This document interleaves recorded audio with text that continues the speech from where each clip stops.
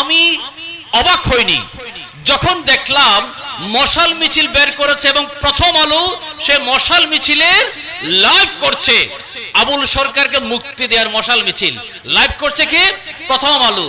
যোগাযোগ কার সাথে? বুঝা যাচ্ছে।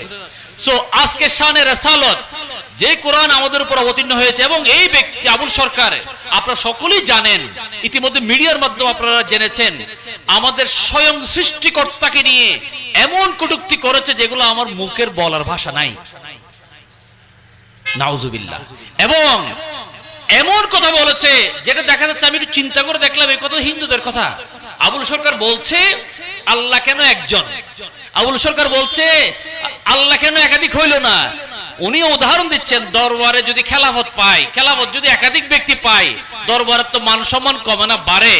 আল্লাহ যদি 100 না হয় 200 আল্লাহ হইতো, তাহলে মান সম্মান আরো বাড়তো।